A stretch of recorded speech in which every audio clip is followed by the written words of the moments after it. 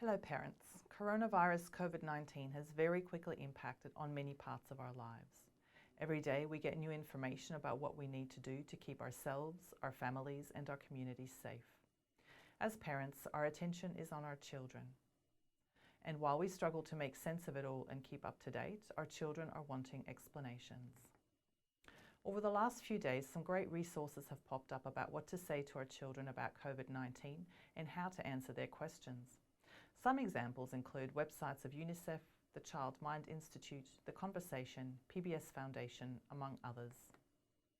Threats such as COVID-19 can increase our sense of uncertainty and create much stress and worry for some people, adults as well as children.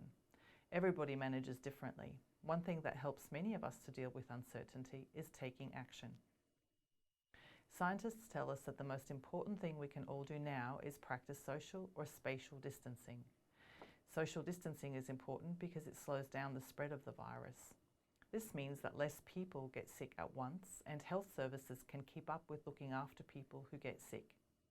We all play an important role in social distancing, including children. And by explaining to children what they can do, it gives them power and responsibility and helps them to cope.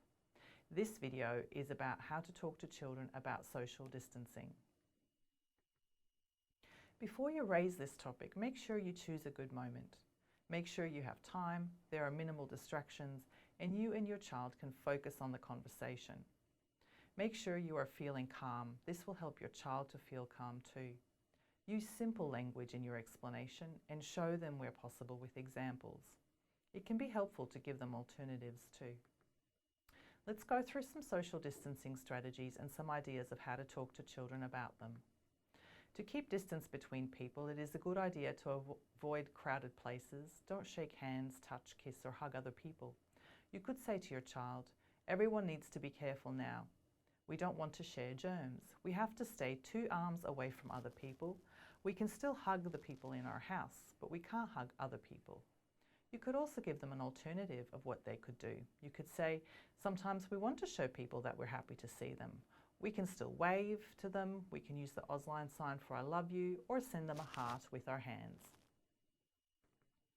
The virus can live on surfaces, so we may touch contaminated objects and pick up the virus without realizing. This is tricky because young children learn through touch, so they use their hands a lot for exploring. This is part of typical development. You could say to your child, "We want to keep our hands to ourselves. Germs can hide in lots of places. They can stick to our hands and we spread them around." You can give children safe ways to explore touch and texture, for example, by playing with Play-Doh, making a collage with different materials such as fabric and wool, safe water play with a bucket and some toys, maybe give the teddies a wash, or feely bags with everyday objects hiding in them like a paperclip, peg, stress ball, sock, spoon, comb, eraser. See if they can guess what they are without looking. Washing hands might be easier than getting children to keep their hands to themselves. There are some great resources for children on washing hands, including a wiggle song. Children copy what they see around them, so if we want them to wash their hands, they need to see mum and dad washing hands. Build hand washing into the daily routine of your whole family. Have a routine of washing hands before eating and drinking, after going to the toilet, after coughing or sneezing, and when coming in from outside. Soaps with fun shapes or fragrances can motivate children to wash their hands. The virus can also spread through droplets if someone sneezes or coughs, so it's really important to cough and sneeze safely. You could say to your child, "We make little drops when we sneeze or cough. Germs can ride on the drops. Other people can catch our germs. This is how we cough safely," and then demonstrate how to cough safely using a tissue or into your elbow. It is really important to reassure children that adults are doing something about the virus so that children feel safe.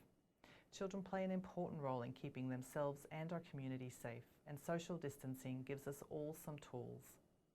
And unless mum or dad need to self-isolate, children can still get plenty of hugs at home. Please make sure you stay up to date with recommendations from your local government and take